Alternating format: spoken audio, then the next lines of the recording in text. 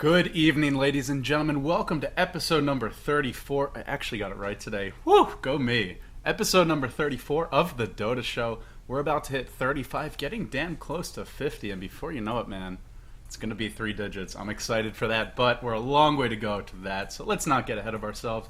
Today is the second to last episode before the International.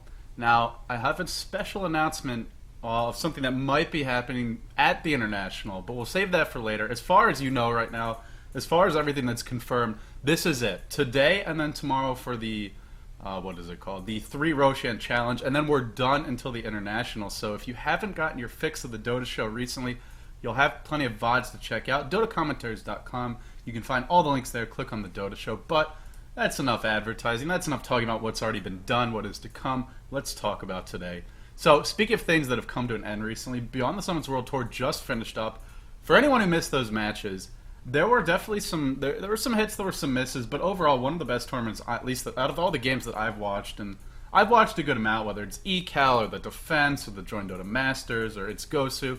I really feel like across the board Beyond the Summit had some of the best games. Sure, there were lag issues, sure there were occasionally issues with teams dropping out, or not really participating perhaps as seriously as they could have. But overall, just so many great matches, and really no series was better than the Grand Finals. So if you have not checked out the Grand Finals, what the hell are you doing? I mean, seriously, if you're watching the VOD, stop that. You can watch the Dota Show later. Go check out the Beyond the Summit World Tour Grand Finals. They were fantastic.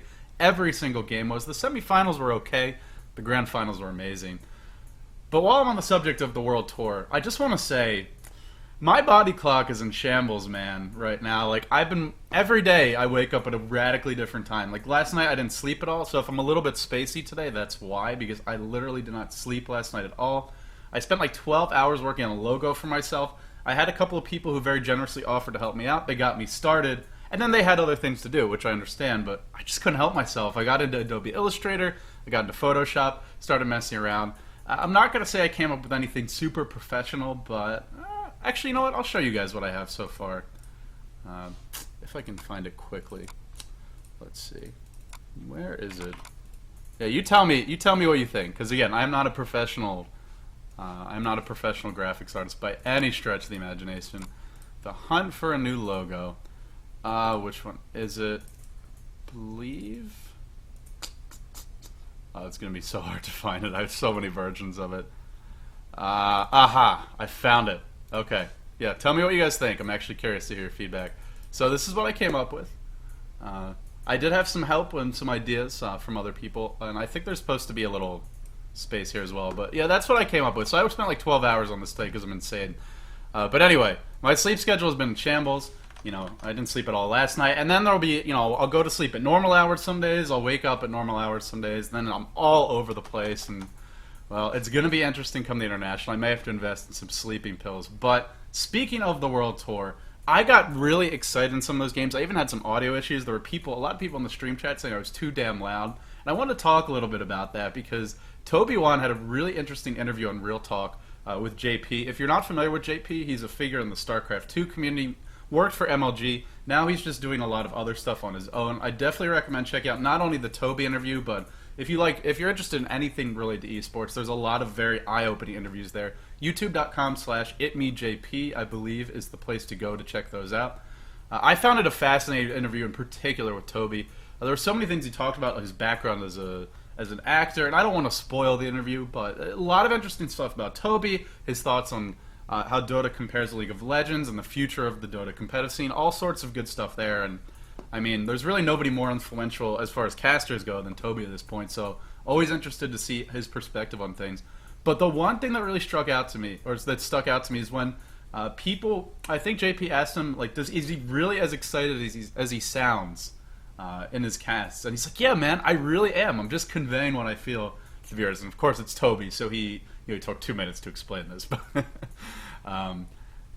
And that really resonated with me, and it's funny because when I started casting, God, it's only been 3 or 4 months, I was the most boring caster. If you want to listen to some of those early casts, you can find them on my YouTube channel. I may delete them at some point, but for now they are available, youtube.com/LDdota. Just go to the oldest VODs. I probably don't yell or raise my voice the entire cast, and you know, it's gotten to the point now, I just get so excited, like, I can't help myself. I don't yell to get people hyped or because it's what I'm supposed to do. I do it because I can't control my excitement. I mean, I try my best. I try to keep it at like a dull roar instead of just an absolute out of control one. Maybe it's not the best for my vocal cords or for your eardrums, but it resonated with me, and it was just very funny to me because I used to be the exact opposite 3 months ago, and I've changed a lot as a caster. And well, I have to credit Toby in that regard because he still is the master of that enthusiasm and definitely an example I look up to. But you know what really made me think about it? The International 2 is coming up, and if I was getting that bonkers then, I'm a little terrified at how excited I might get at the International. This is only an online tournament. It was a great grand finals, but it's an online finals. Not that much money on the line, not really that much in terms of prestige. It was much more about preparing for the International. I really hope my brain doesn't explode or I pop a blood vessel or something. But if I do, I can't imagine a better way to go out than casting what I love at the International in front of such a great crowd. Of course, that would kind of ruin the show, so let's hope that doesn't happen. But yeah, man, it's going to be great. I'm excited for that. Okay, that's all of our blabbing. And for those of you who don't like listening to this on the VODs, there have been some comments. You can skip this part, right? That's the beauty of YouTube. Just click right down there. You see the little bar. Yeah, go ahead, skip through this part if you don't want to hear this. And now we're going to jump into the Dota content. So for those of you who are here for that Dota content, here we go. So we're going to be talking today about Rubick. And for anyone who's not watched any of my recent casts, I have been playing a lot of Rubick. And let's actually jump into the game and give ourselves some video. Give ourselves some video. Alright, so yeah, this is me, my recent games, right? I have been playing a lot of Rubick.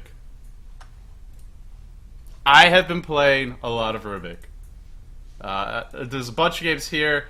I think there's 2 or 3 more on the previous page. I've been grinding them out, guys, so I may not be the best Rubick player, but I've certainly been trying to get as good as I can on that here in preparation for this episode. Okay, yeah, so I haven't played a lot of Rubick, but let's talk about Rubick as a hero. Specifically, what are some of Rubick's strengths as a hero? Well, he's got huge potential for a support and utility hero, more so than others. He can be one of the highest impact and most game-breaking heroes really in the world of Dota, and that includes heroes that are hard carries, heroes like Morphling or Anti-Mage. Not going to do as much damage late game necessarily, but has amazing potential because of his ultimate, because of that spell steal ability. He's a great anti-pusher, even in the early to mid-game. He's a great initiator because of telekinesis. And of course his anti-push ability, that would be Fade Bolt, as well as having Null Field to help reduce the magic damage that your team will take. And he's a great hero to carry utility items like Mech, Force Staff, Blink Dagger, Drums of Endurance, all those items that help out the team. He's a great hero to carry them. What are some of his weaknesses? Well, he's very mana intensive, he's squishy as hell, and he needs levels. And first, most supports are mana intensive and squishy as hell, but not all of them need a lot of levels. So that's really what separates Rubick from a lot. He needs a lot of levels, and he does need items more so than a hero like Crystalmaiden or a hero like Vengeful Spirit, who often can contribute just by being alive and casting their spells. In order for Rubick to make a big impact, it's not enough to cast a Fade Bolt and a Telekinesis. You need to be able to steal spells and use them in team fights. So he needs more than most other supports, if you choose to play him as a support. Let's talk about his skills real quickly, and now we will jump into the game for this. Okay, so his first ability is Telekinesis. Now, Telekinesis has the potential to stun multiple heroes. It's a single target ability, so there's no way to miss this one. When you target an enemy, they get thrown up in the air, and during this time they can't do anything. Even if Tidehunter's Kraken Shell would normally proc, even for him, he will be held up in the air for the full duration. This lift duration, 2.25 seconds, very long, very powerful stun, and again, even things like Kraken Shell will not remove this effect, so it's very, very potent. It's a single hero target, and then you'll have a small AoE where you can throw heroes down, and wherever they land, there's a small area around where they land. Any heroes that are in that area, in fact, I believe it's any units, including creeps, but maybe it's only, actually I think it is only heroes, but anyway, it's only heroes that we really care about. Anyone in that area where the hero lands will be stunned for the duration of that, for 1.75 seconds at the max level. So it's mostly used for that single target initiation, but it does have some potential to give you an AoE stun. I remember there's a great game of Beyond the Summits World Tour, right near this ramp, in fact, where one hero got thrown up in the air, was dropped down directly where he where he was picked up. Oh, by the way, if you don't target the ground, then it'll just drop him down exactly where he was picked up. Stunned 3 heroes, and then a burrow strike followed up, and that just won them the team fight off the bat. So that's telekinesis. Great utility ability. It's got some other uses as well. You can throw heroes up onto hills. We've seen some cute plays with that. There's some funny Reddit videos of players being stuck on the hill and trying to send themselves TP scrolls, get back to base. Pretty versatile spell. And of course you can, as I mentioned, you can stun multiple heroes with it. Fade Bolt is his second ability. This is your bread and butter as Rubick. This is the spell that you want to be maxing first pretty much every game, with very, very few exceptions. I really can't think of a game where you ever wouldn't max it first. What it does a bunch of nuke damage, bouncing from creep to hero, from unit to unit, and it's got a lot of bounces to work with as well. It just keeps on bouncing until it runs out of range. That duration, pretty long duration, where it reduces the enemy's damage. Every time it jumps, it does a little bit less damage, but it still does a lot. Great anti-push spell, great nuke as well. Pretty spammable, especially once you max it. 10-second cooldown. Not the most spammable, not the most spammable spell, but still quite spammable. And again, it's very strong at anti-pushing because it reduces hero damage significantly. 32 damage, very powerful early on, and then the creep damage as well, 16. That's a lot. I want to say that's half or maybe even 2/3 of the creep damage early on. And that hero damage also very good for last hitting purposes. If you use it on a hero like Shadow Fiend, it's going to really mess up their ability to get those last hits. And again, it lasts forever. 10-second debuff duration. So that's Fade Bolt. Now let's talk about Nullfield real quickly. This is his passive. Normally not too effective in the early game. Generally, you're going to want to max Fade Bolt by 7, Telekinesis by 8, and then go for Nullfield. I would even say there are situations where you're better off with stats if the enemy team doesn't have too many nukers, if you just need the HP. But generally, Nullfield is a very powerful ability in the mid to late game. Magic resistance is always going to be a useful thing to have. And generally, this is the one you'll max last. So you'll get a point in it at 10, then you'll get your ultimate at 6. Or sorry, did I say max Telekinesis by 8? I meant max it by 9, because of course you want to take Spell Steal at 6. My apologies there. And then you'll get Spell Steal. Really, whenever you can, you want to level this up, because it's a very, very strong ability. And, well, I kind of spoiled the, for anyone who's not familiar with Rubick, I spoiled the big sort of spell here. That's Spell Steal. You can steal any active ability in the game. Even abilities that can be toggled, like Rot, can be stolen. Although generally you don't want to steal certain abilities along those lines, they can be stolen. The way it works is whenever you cast this ability on a hero at single target, the last ability that was used will be stolen. So that's Spell Steal. You really have to have quick fingers in a lot of cases to steal the right spells. And again, it does have a decent cooldown, but once you steal a spell, you have a long time to use it. If it's a high cooldown spell like Black Hole, you're probably going to want to get something else after you use that Black Hole. But if it's anything low, like a Burrow Strike, a Light Strike Array, hold on to that, protect it with your life, because it's very powerful. So that's his abilities. I talked about the skill build. As far as the item build for Rubick, in this game we're going to be going solo mid. If you're playing support, you'll want to get things like wards, courier, smoke as well. Do some pulling, do some support in the side lanes. But for my purposes, I'm going to be going solo mid this game. So generally, you want to get things like Bottle, Arcane, or Phase Boots, Magic Wand. That's sort of your core items. After that, move on to Force Staff, Blink Dagger, Bloodstone, BKB. There's a lot of options as far as what you want to build, and let's give some volume into the game. There we go. There's a lot of options for what you want to build. And Rubick is a very versatile hero, one of the most versatile in the game. Actually, can we see his recommended items right now? No, I guess we can. But I will tell you, his recommended items, one of the largest sets for support here you will ever see. You can buy those expensive utility items if you need to. Cheap items like Urn, Medallion, Drums, always going to be great on him as well. This game, I'm going to be going solo mid, so we're really just going to focus on the early laning stage here. And let's skip ahead to when the creeps spawn, actually. Nothing too exciting happens before that. The battle begins. We're going to be focusing on the early... Oh, I have my speakers on. Invisibility. Yeah, so we're going to be looking at the early laning stage here. And really what I want you to focus on is how powerful Rubick can be in the 1v1 position. I'm laning against a Necrolite who, for anyone who doesn't know, is quite a weak support hero, to say the... Or quite a weak laning here early on. Base damage isn't that good. Armor is very low. He's actually got better base damage than me, but I blocked a little bit better. I'm going to be on the high ground. And he also has a very expensive nuke. It doesn't do too much until you level up either. So Necrolite relies on last hitting in order to be sustainable in lane, because then he gets mana back through Sadist. In this case, it's going to be real difficult for him to do so, because I have good base damage, I blocked better, and I have Fade Bolt, which means his base damage is going to be significantly reduced a little bit later on once I start using it. That's going to make those last hits harder to come by. So early on in the lane stage, when you go solo mid as Rubick, it's all about getting levels and farm. sinking. Already collected a first blood. This is not the highest level pub, I will warn you about that, but I really want to show this game just to showcase how potent Rubick can be with a good start solo mid. So we're seeing I'm laning against the Necrolite here, and again, my goal right now is to get the last hits and denies. It's always what you sort of expect, and is he really going to be? No, he'll be okay. Nope. Nope. He won't be okay.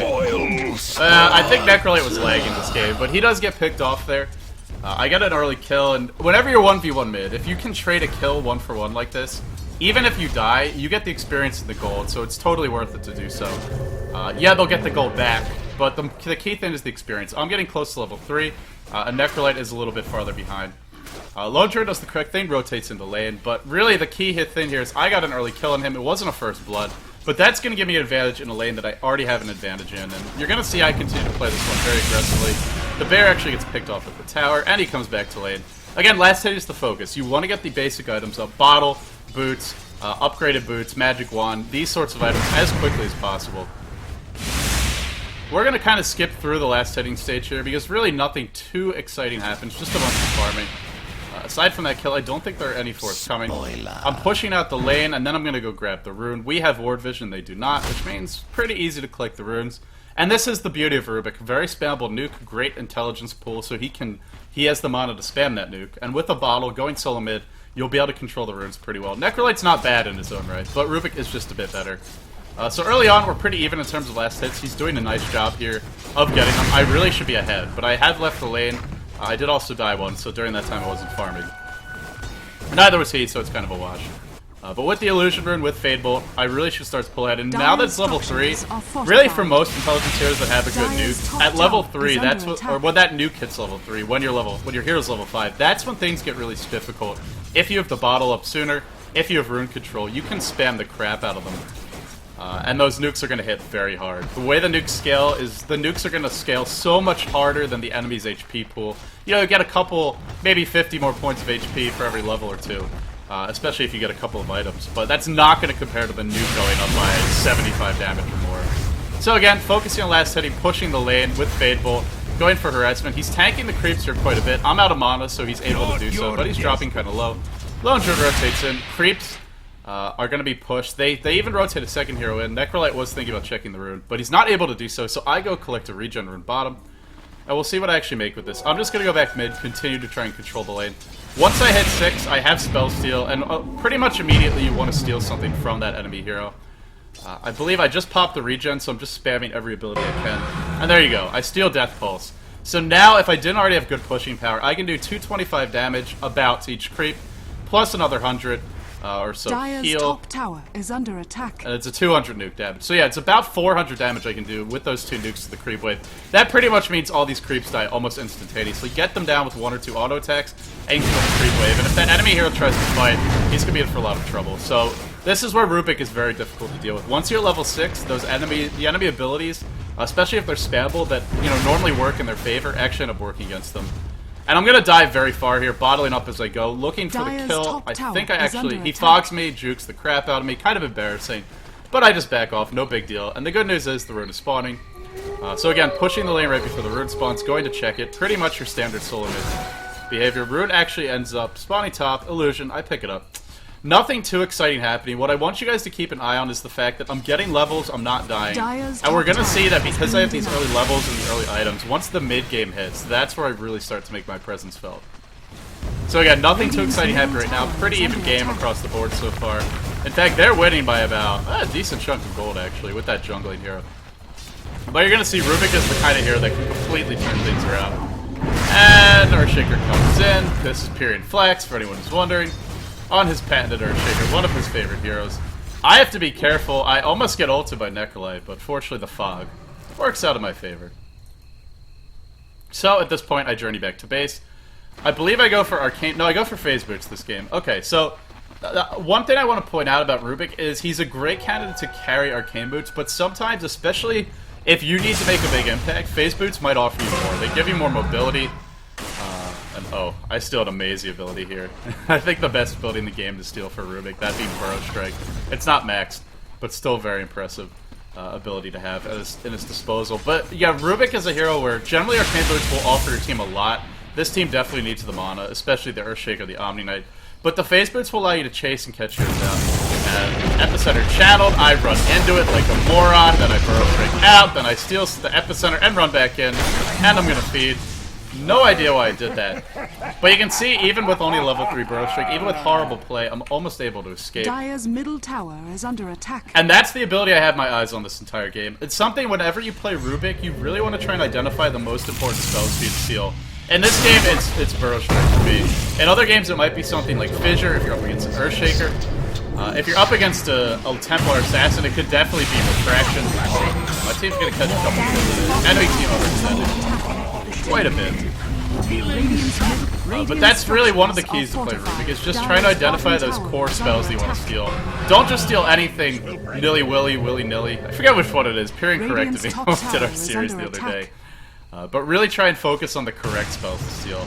At the same time, it's better to get something than nothing. And here, I've stolen Shrapnel. Not the best spell, but with the phase boots, I should be able to kill off Sniper.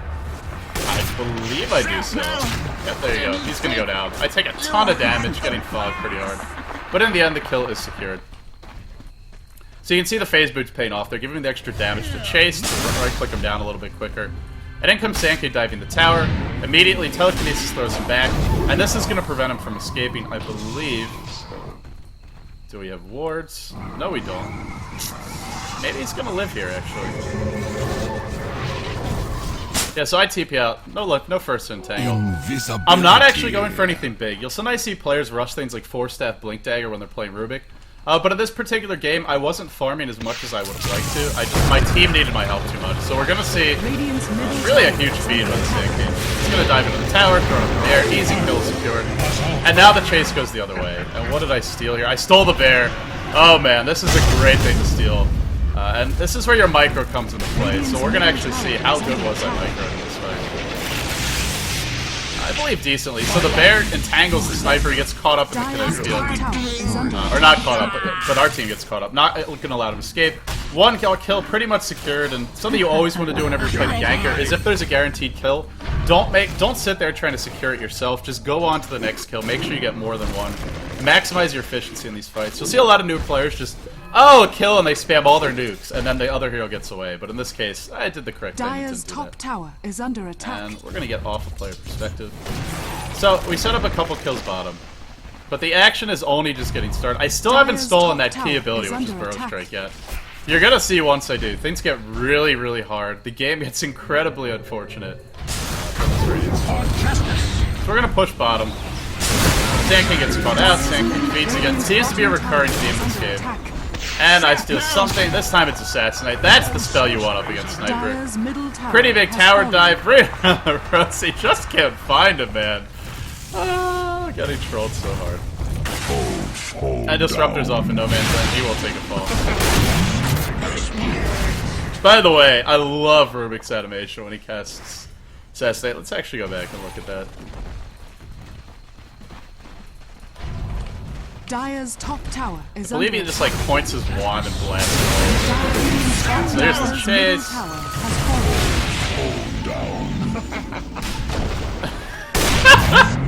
Oh, Valve, I love you. That is so awesome. I normally don't rewind replays for things like that, but that was totally worth it. Okay, so I'm up to 1,400 gold. I could buy a drum if I wanted to do so. And actually, this is a big fight, so I'm going to pause real quick. I could buy a drum if I wanted to do so, but because I got a bunch of gold, this is the point in the game where I'm up against the Sand King. I'm up against a Disruptor as well. These are heroes where if you can steal Burrow Strike, if you can steal Epicenter, even some of Disruptor's abilities, particularly Glimpse, having a Blink Dagger or Force Staff will be absolutely huge. And of course, Force Staff is great against the Entangle of Lone Druid as well. And it's something I want to mention in general on Rubick. More so than other heroes, you really want to tailor your item build to the game situation. I talked about trying to identify the correct spells to steal versus an enemy lineup. In this case, it's obvious. Burrow Strike is the one to go for. Later on, it's going to be Death Pulse, but for now, it's definitely Burrow Strike. And not only do you want to try and steal the correct spells, you also want to build the proper items. And in this game, HP will be nice, but if I get caught out, I'm probably dying anyway. If I don't have a mobility item. So I want to either get the jump on them with a Blink Dagger or have a Force Staff to be able to survive in these team fights. Dodge Burrow Strike, dodge Epicenter, go up and down cliffs, and chase if I need to do so. So anyway, big team fight breakout. Sankey was channeling Epicenter in the fog. We saw it with the trap. I immediately retreat. And this is where things get really rough for the FP team. So Epicenter is channeled. Common blunder from newer players against Rubick. You've got to cast other spells after using an ability like Epicenter. Unfortunately for this guy, he chooses to Burrow Strike in. He got a little bit unlucky. I stole it right as the Burrow Strike hit me. An Epicenter gets channeled. No headshot can cancel it.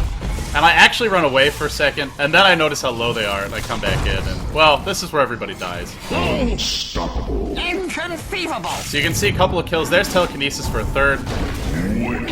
And it's a triple kill for Rubick. No, I guess one of my teammates got that, but basically a triple kill for me, all because Epicenter was stolen. This is the power of a solo mid Rubick. If I didn't have the phase boots, the bracer, the magic wand, the early levels, if my position was any worse than it wasn't really great there. I would have died, but if you go solo mid, if you have these early items and levels, especially in pubs, you can get away with making positional mistakes. You can get away with being a little bit more aggressive, and you can actually make huge plays like that. So after a couple of engagements, I'm actually level 12, and what am I going to go for? Will it be the Blink Dagger? Will it be the Force Staff? It's going to be the Blink. And I think this is the correct choice, because not only can I still Epicenter channel that and blink in, but more importantly, I can blink Burrow Strike. And I'm just running all over the place, picking up kills left and right. The enemy team is just playing way too aggressive. KSE a little bit. Honestly, should probably be giving these. So the Huskar. Whatever you have Burrow Strike, try and hit 2 heroes. Do it there. And we're probably going to get one more kill on the lone Druid. Or maybe not, because he's really freaking tanky. Huskar, like, okay, I'll see you, buddy. Sometimes you just have to cut your losses, and that was a case where if I stayed to help him, I was out of mana, we were just both going to die. So I have Blink Dagger, and normally when you see aggressive Rubick players like Dendi or Sing Sing play them, they'll even a lot of the Chinese players will favor things like a Force Staff and a Blink Dagger, just pure mobility. If it's a support Rubick, that's not as common. You normally see things like Arcane Boots, Drums of Endurance, maybe even just a Vitality Booster. Force Staff is always great. Anything to sort of tank up. And Disruptor trying to prevent me from getting the rune. Not going to be able to do so.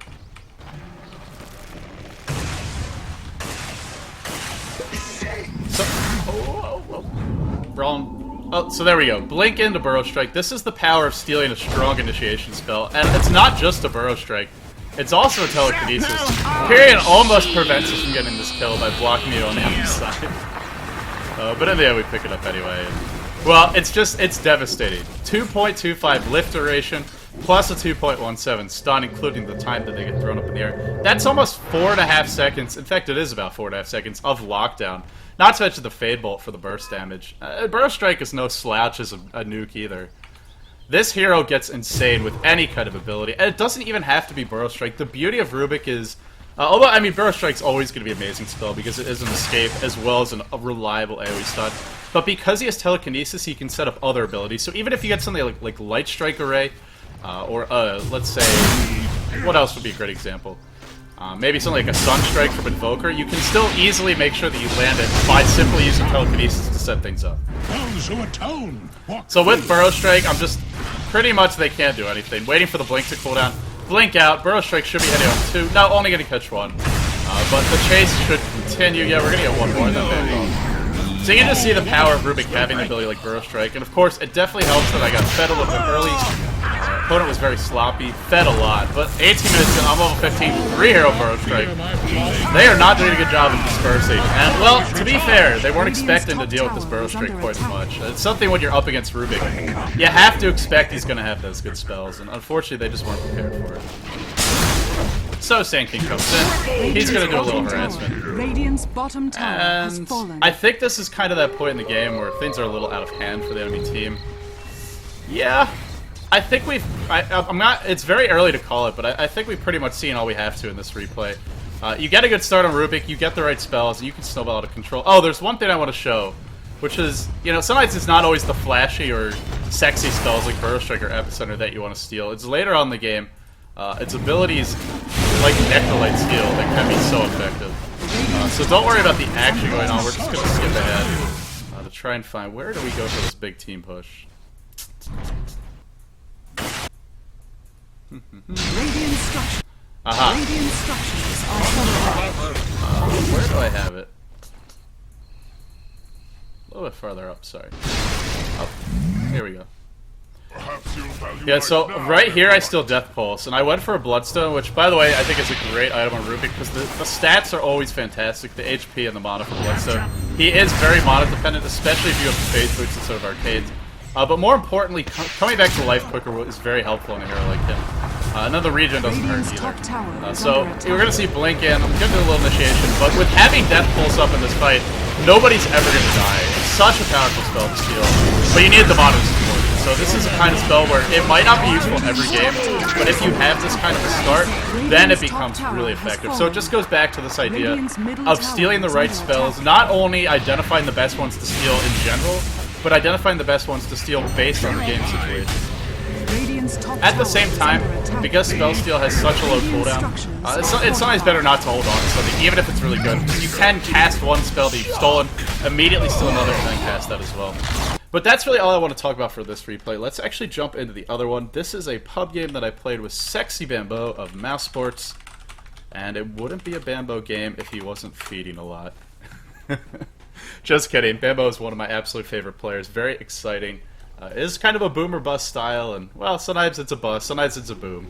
This game, the team doesn't really do him any favors. He's going to be going solo top as the Darkseer. I'm going to be going mid as Rubick. We actually... Oh, wait, no, sorry. Is he the Beastmaster of this game? Is this the right game? Oh, man. I think it's the right game. Yeah, it is. Okay. No, I'm thinking of another game. I played a couple of games with them in a row, so that's why. So, early on, I'm up against the dual lane mid, Lion and Faceless Void. I really have a tough time in this lane. I have to go back to base early. There's no courier, so I have to walk back. I actually went for a bottle rush. Didn't realize we didn't have a courier. And I have to walk back, but it's not the biggest deal in the world. You're going to see that I still do a decent job of hanging on the lane. For this game, I'm more interested in what happens in the mid to late game, because I really want to showcase the power of Rubick, even against higher level opponents. I mean, you're cute with Bamboe, you're going to get decent opponents. To just completely turn the tides of the game. We're up against Chronosphere, we're up against the chain disables of Lion, Windrunner, and then, of course, Enigma Black Hole. Black Hole and Chronosphere, two of the best abilities to be up against is Rubick, because Black Hole is shadowing, so it's very easy to steal. And of course, this spell steal, by the way, for anyone who doesn't know, does go through BKB. So even if he's got a BKB, you can easily steal Black Hole if you're in the right spot. Chronosphere as well. Generally, Faceless Void initiates by time walking in, and then he comes back. And then he drops the Chronosphere, which means if he doesn't kill you during the Chronosphere, he has no way to cast another spell. So Chronosphere is the last use ability, makes it very, very easy to steal. But anyway, we're just going to sort of watch the early game here in quick motion. Not too much is going to take place. Actually, I'll show you player perspective. So, I'm getting the top rune, I'm checking the lane. Beastmaster's dual laning with me. It's not really a 2v1 that's going to kill me. So I'm not sure why he's mid. He probably should have been pulling bottom, to be perfectly honest, but it's not too big of a deal. I believe we get a kill mid. Yeah, first blood from Lion. Nice job by the Prophet rotate. And I live with about 5 health by the skin of my teeth.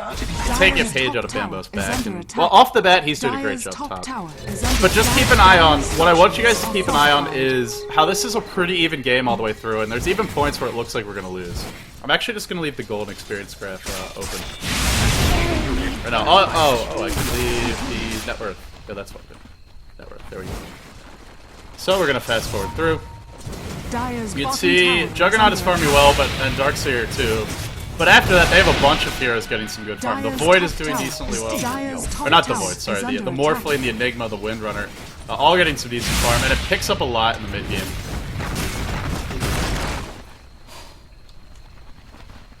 So because I was dual laning with Beastmaster, I'm a bit under-leveled here. But you're going to see that even if Rubick is under-leveled, he can still have a big impact. Generally at this point, he'll be level 8 or 9. So I get Chrono, I get Maleficent, I will die. Not able to steal that Chrono. And this is a massive blunder by this Faceless Void. I want you guys to keep an eye on what happens here. So he casts the Chronosphere. He has not cast Time Walk afterwards. I come back to lane. Oh, I still power shot. You know what? I actually thought he had cast something else. I was like, no, there's no way. There's no way it's been a minute since I died. I stole power shot, but I'm pretty sure... Yep, there you go. I steal Chronosphere. Whenever you're up against Rubick, I know this is a guide about Rubick. You have to be very, very careful, not only to like, in a big team fight, you'll always see pros, you know, if they're Tidehunter, they Anchor Smash after Ravage. If they're Panda, they clap after Primal Split.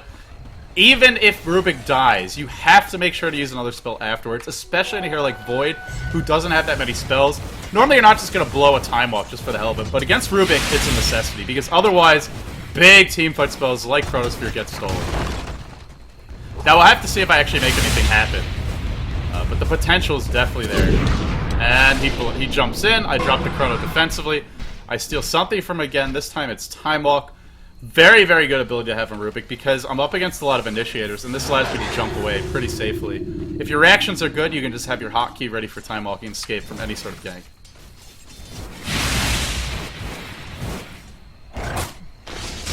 So again, the early to mid game is not really the interesting part of this one. We're just going to fast forward through it. You can kind of get an idea what's going on. Still need an ability like Time Walk. You can Time Walk in to initiate. Beastmaster does a good job there. Scout out with the Hawk. I Time Walk in, throw him up in the air, the roar to follow. Easy kill. Nothing Lion can do about it. And you know, it's funny because you look at Time Walk, it's like, this isn't really a great ability to steal. High mana cost, long cooldown, it's definitely not anti-mage, it's blink.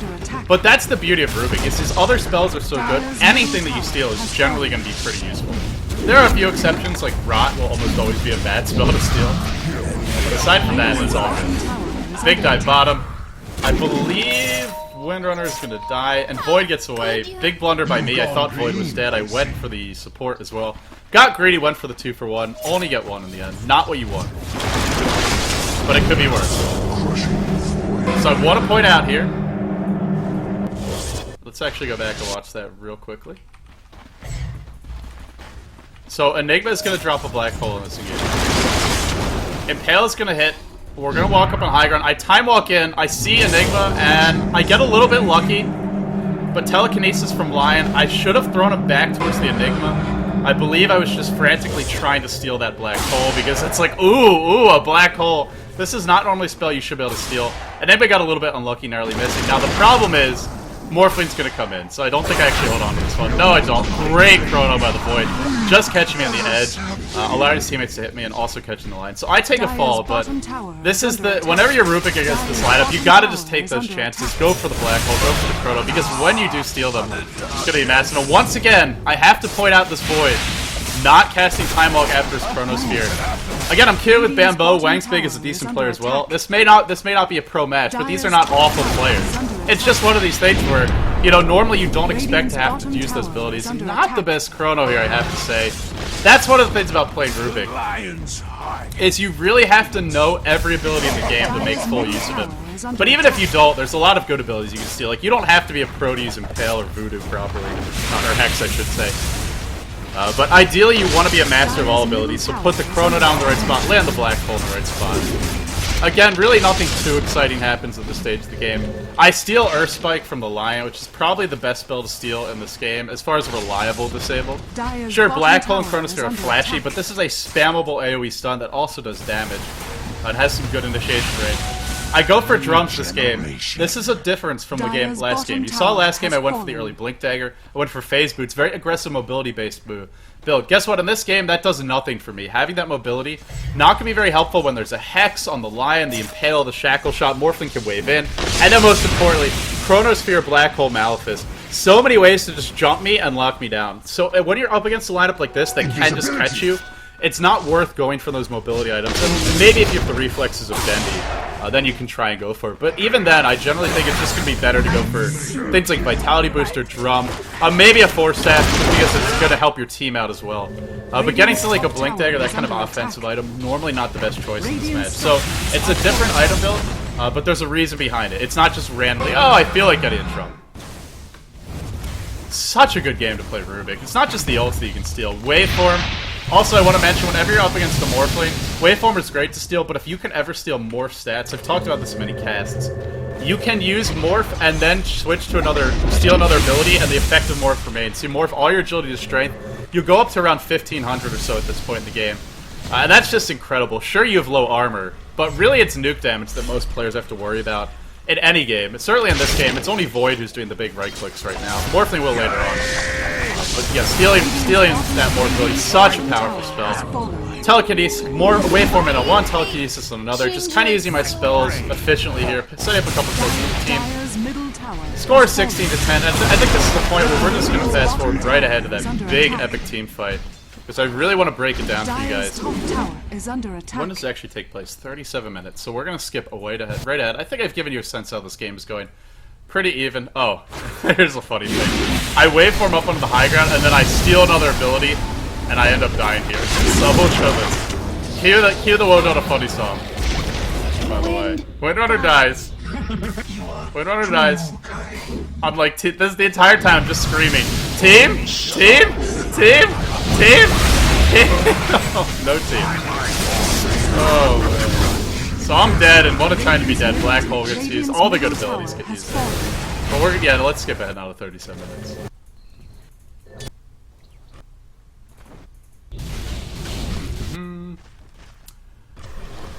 And again, this is just meant to be a showcase of what Rubick is capable of as a hero. So this fight goes real well for us. Probably better than anyone has any right to expect, to be perfectly honest. Chronosphere gets dropped immediately. Again, this Void, not only is he failing to cast other spells after using Chronosphere, but he's using Chrono and not catching Rubick, and that's the problem when you're up against a Rubick, is you have to catch him. I only actually catch Morphling. I want to catch 2. But the key thing here is I get the spell off. I didn't want to get caught out here and end up not using Chrono at all in the fight. 12-second cooldown, the sooner that you start using that, the sooner that you can start stealing another spell. And I really have my eyes on things like Lion's Stun, Lion's Hex, or maybe even a Black Hole. So I get Chrono, it only holds Morphling in place, but because of that, we really deny their ability to take advantage of the Chrono. We get a pick off on the Void, and the big action is coming out. Great wall by Bamboe, just zoning out the enemy team. They're going to try and fight Blink in Black Hole, and again, a key AoE ultimate not being used on Rubick. I'm a support hero. Normally you don't need to focus the supports first, but when you're up against Rubick, you do. Right at the edge, I steal Black Hole, I cast it, I catch all 3 of their team. Actually, sorry, there's a Windrunner on the high ground. But this is basically going to ruin what would have been a fantastic fight for them. Morphling takes a fall. And that's pretty much the fight. Huge gold going my way. Enigma's down. Chrono's been used. All the big abilities off the board. Bamboe does a great job of baiting. Tries to vacuum Windrunner on the below ground. Narrowly misses there. Big plays by him. But again, it's just when you're up against Rubick, it's something that it takes a lot of practice and experience to realize this, but you have to be so careful about using those big teamfight ultimates. And that's the beauty and the power of this hero, is most other supports, you know, you don't even have to catch them most of the time. As long as you have a BKB, something like that, you'll be fine. You can just channel the Black Hole, you can just kill a couple with the Chrono and then deal with the support later. But Rubick, he's that one support, one of the very few that you cannot ignore, that must be dealt with first, which means even if you focus him, which, yeah, they could focus me first, that would help, but that means they're not focusing on Prophet with an Orchid, they're not focusing on Beastmaster with an Echo 3, they're not focusing on ridiculously tanky Darkseer, does decent damage over time. In that case, they go for Juggernaut first, but maybe they're not focusing him as well, so that is the beauty of Rubick. A little bit of an all-over-the-place kind of cast. Again, I was a little, or not cast, but educational session here today, guys. I apologize for that. I was a little bit tired, but hopefully you learned a few things about Rubick. Had some fun along the way. Let's go and jump into questions now. This game, we do go on to win it, for anyone who's wondering. But yeah, does anybody have questions about Rubick, about going solo mid as him, about dealing with maybe not the best laning situation? I was up against the dual lane there. Beastmaster came to help me later on. Adjustments you want to make, item build, skill build, whatever your questions are, now is the time for those questions. Why did I not disassemble arcane boots? Asks Yotango on LCD. I believe the answer to that is because I'm an idiot. you in this case, you would want to disassemble arcane boots. The only time you wouldn't want to is maybe if you're up against a Wex Invoker. Or a team with a lot of Necro books where they have a lot of mana burn coming your way. But yeah, in this game, I could have had the Soul Booster sooner. Still, Arcane Boots are never a bad item to have. It's not a horrible investment. But yeah, in this case, would have been better to break up my Soul Booster instead of building a Soul, or breaking my Arcane Boots to build the Soul Booster. So a bit of a mistake there.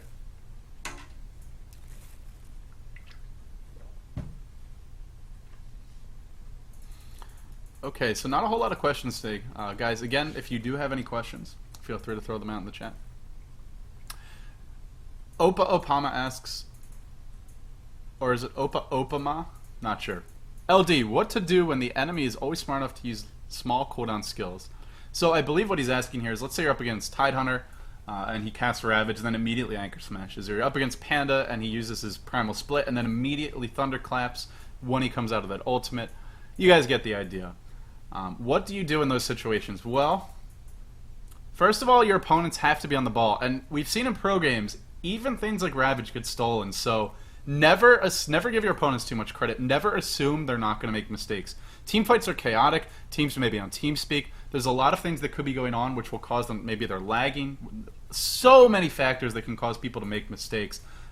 Maybe they're tired, whatever the case might be. So I would say be careful never to give your opponents too much credit. Even pros occasionally give away big spells like Ravage. But with that being said, if your opponents are on the ball, you don't have to steal big ultimates to win a game. I wanted to show you because I think it's fun when things like Black Hole and Chronosphere get stolen in a single team fight. I think it showcases the potential of this hero. But we saw in the first game, stealing Burrow Strike, even stealing things like Assassinate, which, it's not that hard to steal Assassinate. It's not really a spell that snipers usually worried about you stealing.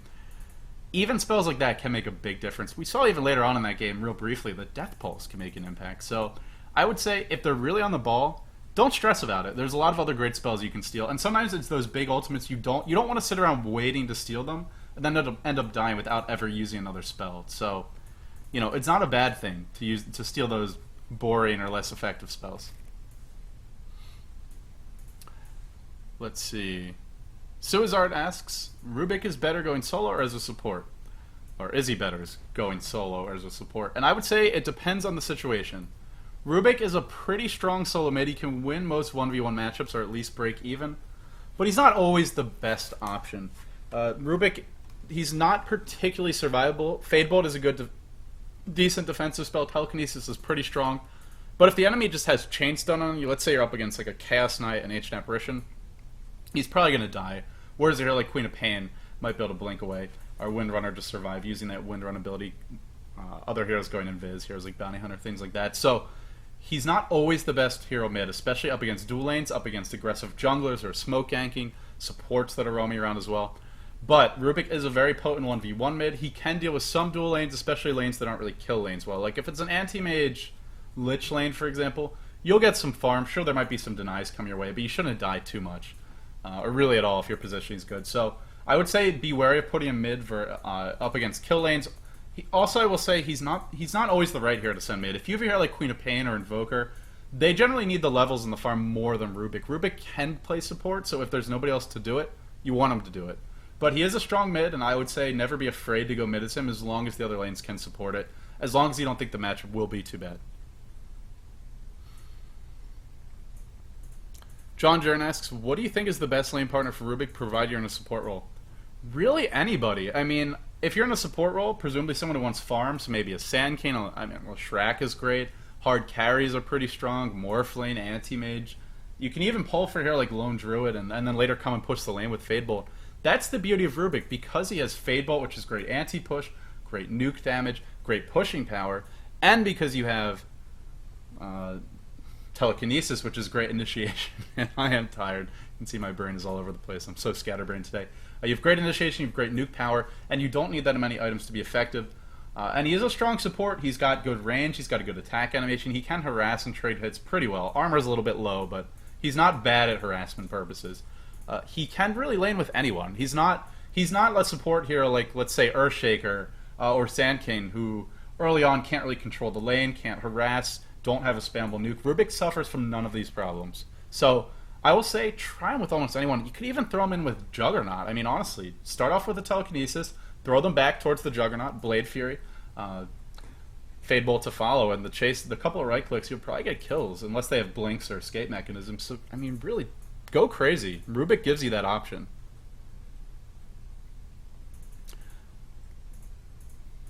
Happy 56 asks, should you wait out long ultimate cooldowns like Ravage, Black Hole, Epicenter, or take spammable nukes and stuns? It just depends on the situation, man. Sometimes you want to just have that Burrow Strike. If there's a great AoE stun that's not an ult, I would say just take that right away.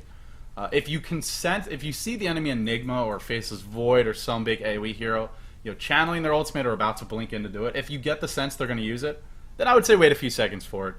But generally speaking, just take whatever the hell you can. Don't wait around too long. Like, the reason I grabbed Black Hole in that fight is because I had happened to take Chronosphere.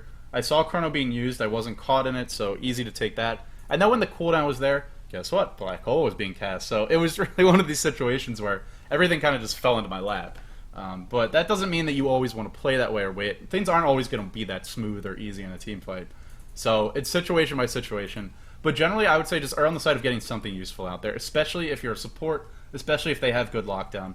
Because if you wait for those big ults, you might end up getting nothing and just dying, which it would be a bigger shame for your team.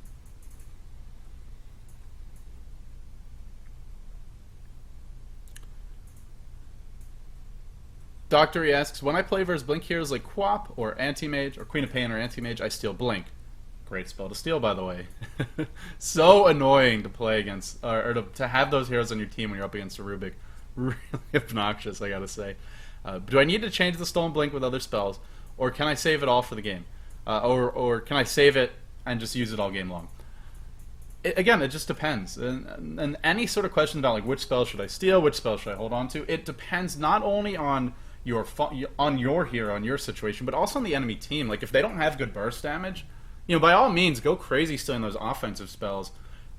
If you need Blink for initiate, if you get Blink, then maybe you can go for damage items or an early sight device, an early mechanism, and maybe skip out on things like Force Staff or Blink Dagger. So if you steal something that gives you mobility, maybe hold on to that and then adjust your item build, or just take other spells and build the mobility items. But the point is that you have those options, and really anything's going to be decent on Rubick, and that is the big point I want you guys all to understand.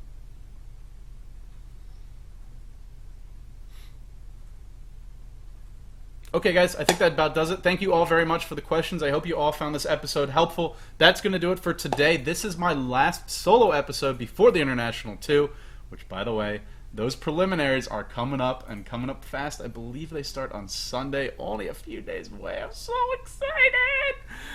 I'm going to die. I'm going to lose my voice even before the event kicks off. I'm going to try very hard not to do so. But anyway, your homework...